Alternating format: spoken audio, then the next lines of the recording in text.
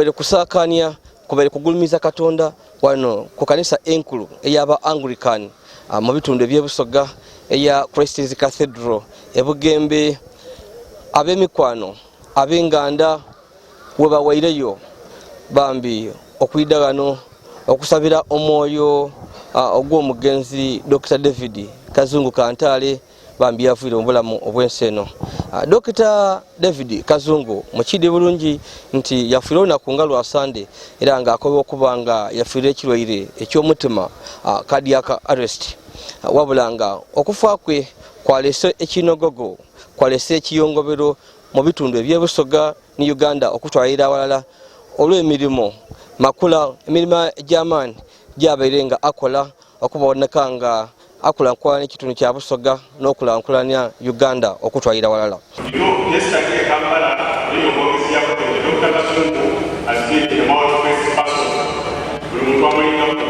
Dr. David Kazungu yamanikwa ino Uganda yona kuba nabamu ku bantu abasooka okusoma ino okuba n'ebitabo ebindi mu bitundu ebyebusoga era ngono wafuirire nga aini PhD inamba PhD kiringa doctorate in philosophy PhD so kubanga nekyo era nga no abe ni PhD mu agricultural economics ono yasomera ku masomero ag'amaani werenga yali avuirere wansi mu masokolo ekamuli ekabuche wabula tutegeere ku nti yasomera ku isomero lya Busoga College muyiri era nga yavueno yajabambia yeyongerayo yaji yasomera ku Kasozi akabevu buli muntu kayegomba Makerere University yamala bachelors tutegezebwa nti yavano yajja mu nsi edokuliya izito mu University ya Madison yasoma bambi PhD ye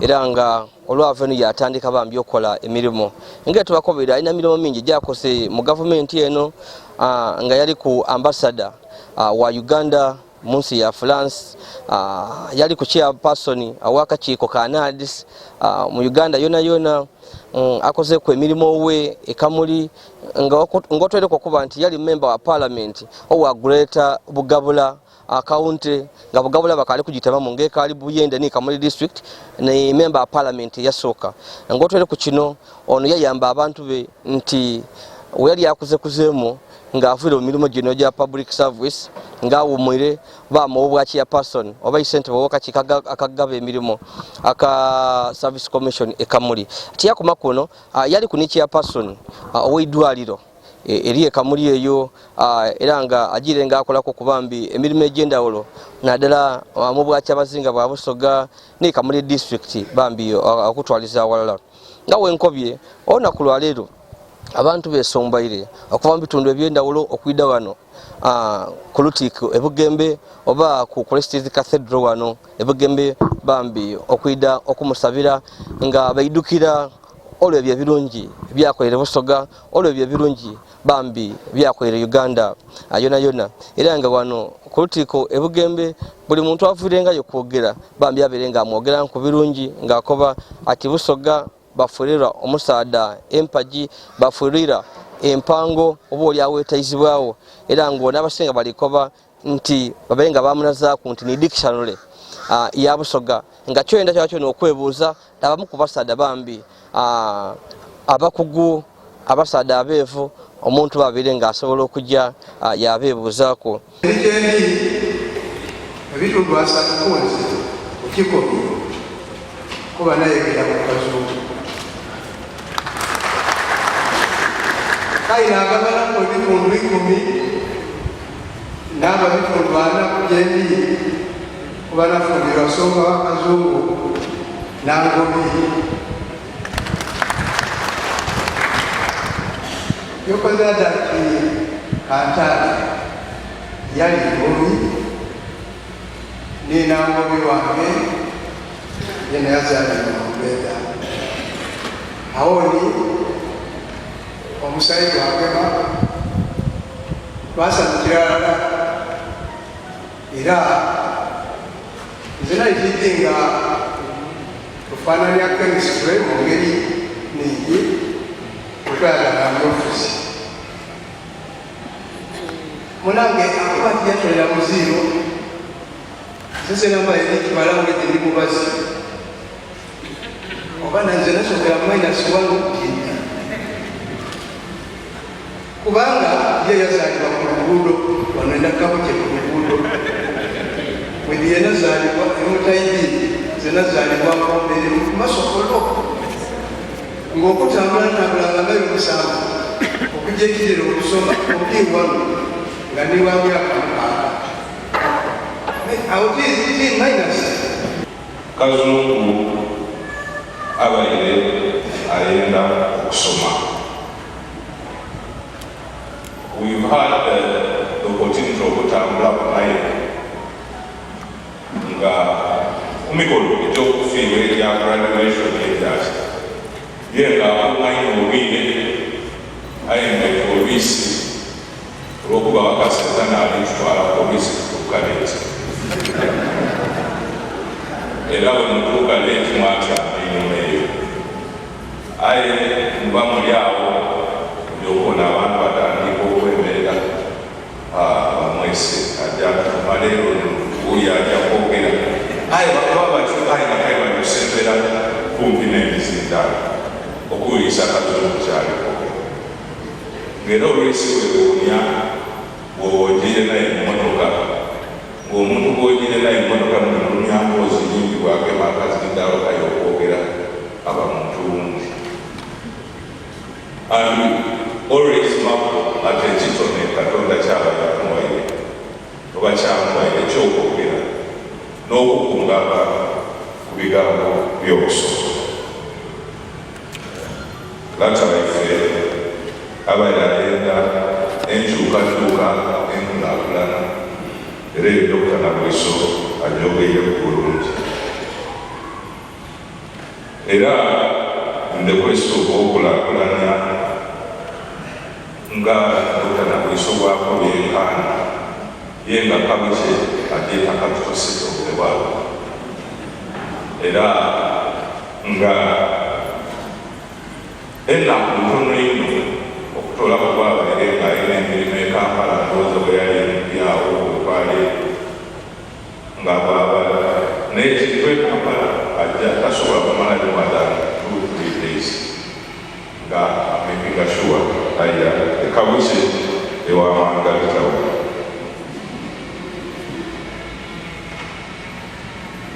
Kazungu abaire ayenda kausi era yali abaire mukubiriza yali kuwatika era yatukunganya about 2-3 years ago twajja Isalo twafuna Isaabatoli bwebakuli atyatuuse wano yagezaako okubona nti ekika kye kikulaakulana era tulina afeeberesa okwenda ekika n'abaana baife babaire ayenda ino boona baini at this how we name people after the other.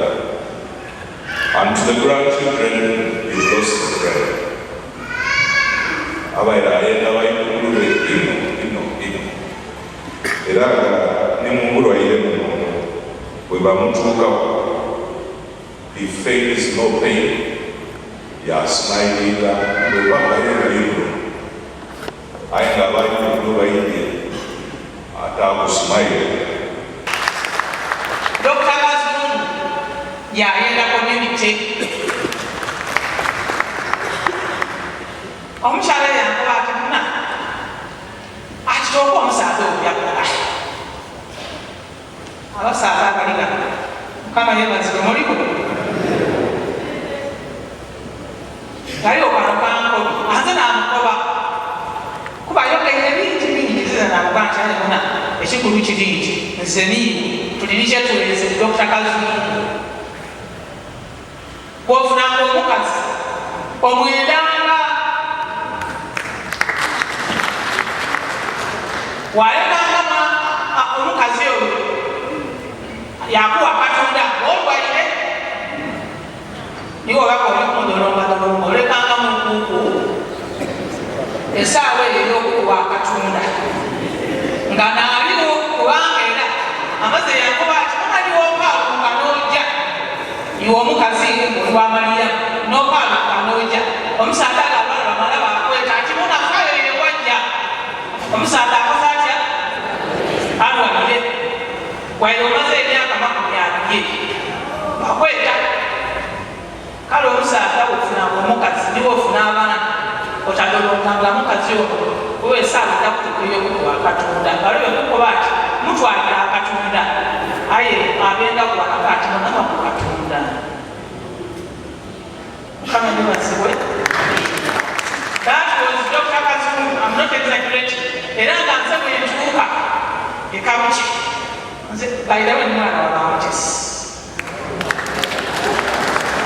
aye buli yentuuka bamutesi buli wotuuka bamwana kale bambi nga wenkobeire tukajja amaiso n'okusabira omwoyo gwa Dr. David Kazungu Kantale era nga we muli kumbona ndese omwami ono Dr. Frank Nabwiso bambi atukobere koko ku birungi bya muzeyi byakolerako ku Busoga ebirungi byakolerako ku Aiwanga bambi ni kubulamu bwe Dr. Kitale kya Dr. Kazungu tufirirwa emukumpagi mu Busoga. So atukobere koko ku bulamu bwa Dr. Kazungu Kantale naddala okuva mu buto bwe yasoma atya tulikuwiranga yali ku Busoga College muyiri yajja kwe Makerere so asobola okubanga oli mu myaka gye ate nimwe abamu ku basomi abatono abasoka kufuna ku PhDs mu bitundu bye Busoga so edi bulungi nti olina bingi byosobola okutukoberako kukufa kwa Dr. Kazungu. Pegano Kazungu yazalibwa mu mwaka 1994 afiire mu 2023 n'emyaka 83.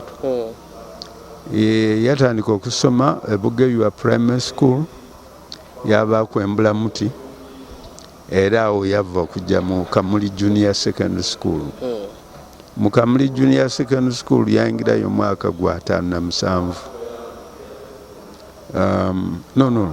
55 eyo yaviira yayingira mu Busoga College mwiri mu mwaka gwa 58. Okay, tukali kwengera Dr. Okusoma bakanga ati Abasoga bali nga baavu ono yakikoloti okusoma naboneka nga asomera ku nemuyiri aitende kuleba kubanga ati eje baana babafuni bonka.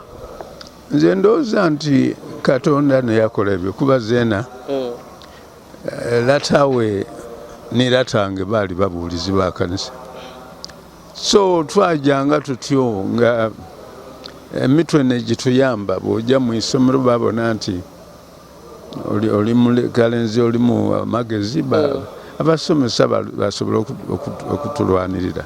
Okay, so era twamala twafuna Busoga bursary Busoga government bursary.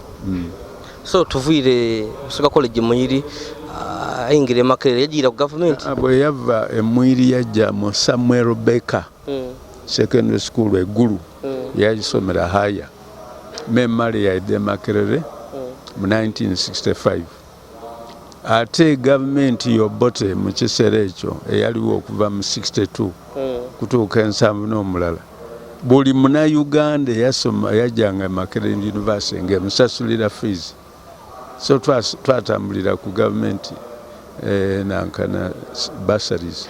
Okay, so nga PhD yagifuna atya? PhD yagifuna mu 1978 nkuulira awo ng'oyogera nti n'omu ku baasooka okufuna PhDs yali wa 8 mu kufuna PhDs. Uganda yayo naba mu Busoga. Mu Busoga. Kuba yasooka Professor Taligola yafa ne yayira ku Dr. Talitwala yena yali Professor yafa. Mpegano Igaga Mutekanga yafa Joseph. So abakafa abalina PhDs bana abasooka ku 8 abakaaliwo Mpegano mulimu nze mwaba mu Dr. Tuma era ali mu kanisa muno mwaba mu Professor Bakwesewa yali ku mu Busoga University ni Professor Bata Nayenga oyo ali mu America so ku 8 banaba ensi Katonda abatoirewo. Ate empulira Wangola tiyafuna PhD.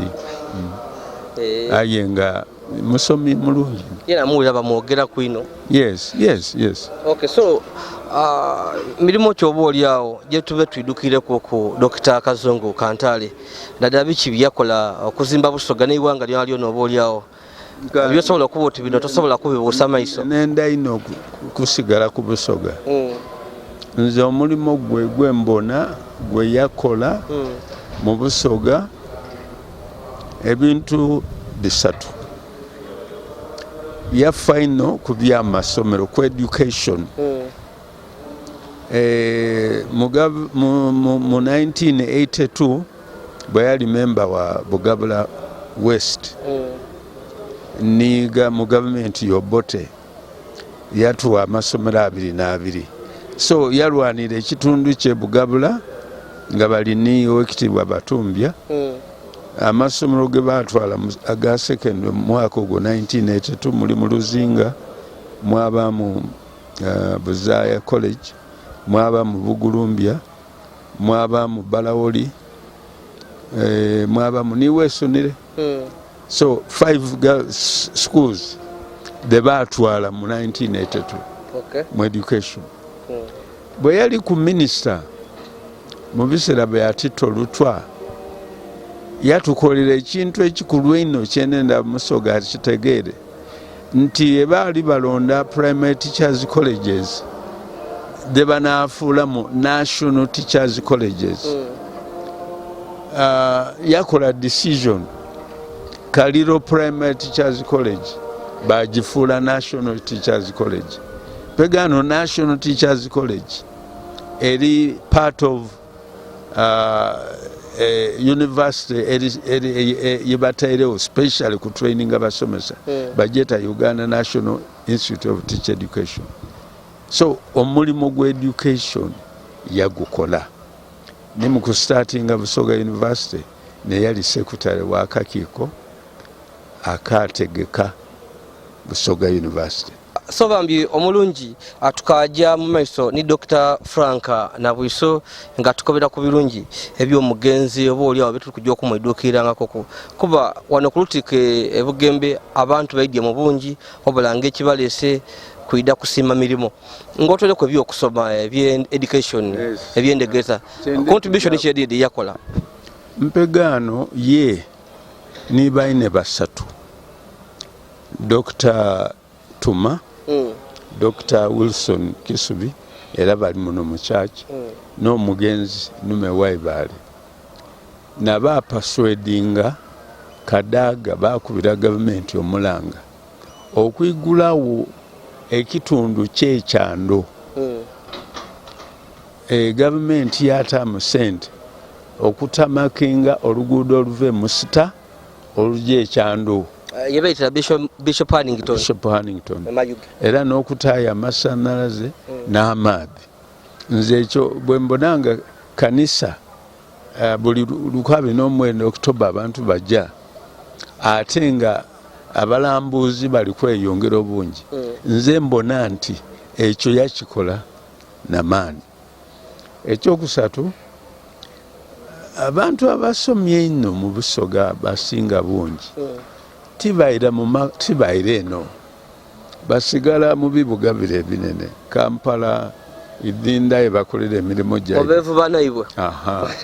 Mpegano ono ye tiyakyusaaku tiyakoba ati bampaire omulimu e Kampala ndekera okujaawa ekabuke obulamu bwe bwonna abumaze ng'azimba amaka ge ekabuke ati n'ekyo kyonka yazimba ebizimbe mu Kamuli Town Council era yakubiriza ba traders mu Kamuli mpegano bajeta Kamuli municipality okujjanga besitula bene amini bwe yabinga abayindi Kamuli n'ekimu ku bibuga ebitono abayindi mwe bayize ni basiisira omwo ndatandika okwetaaya jeiganga odda kubona abayindi bangi ino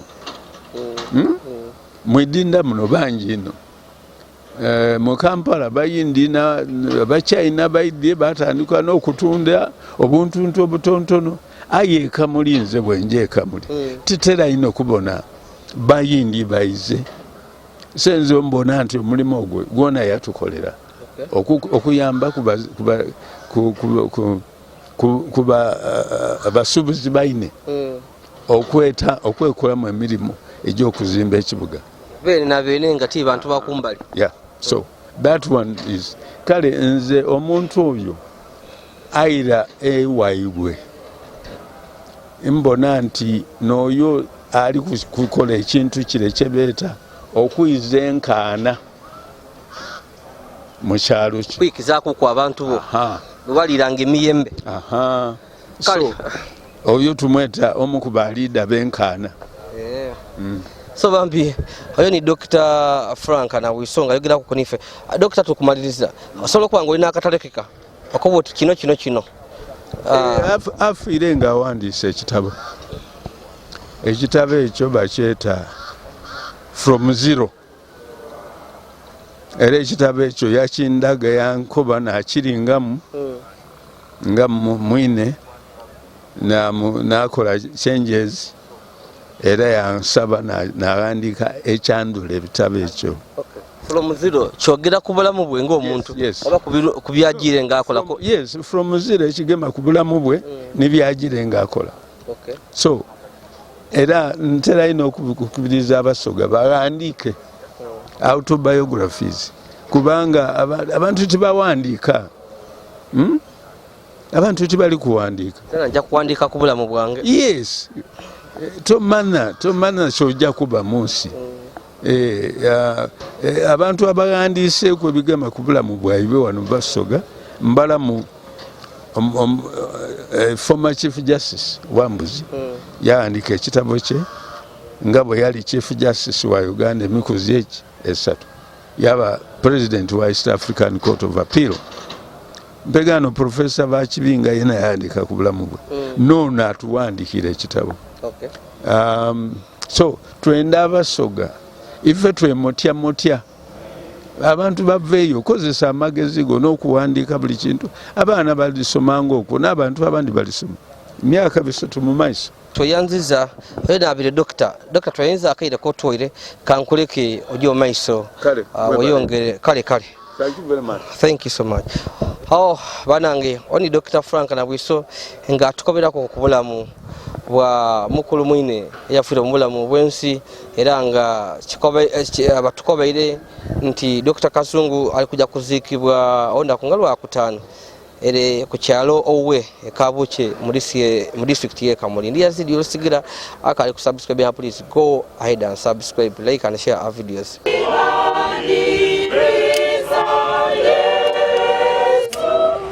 Say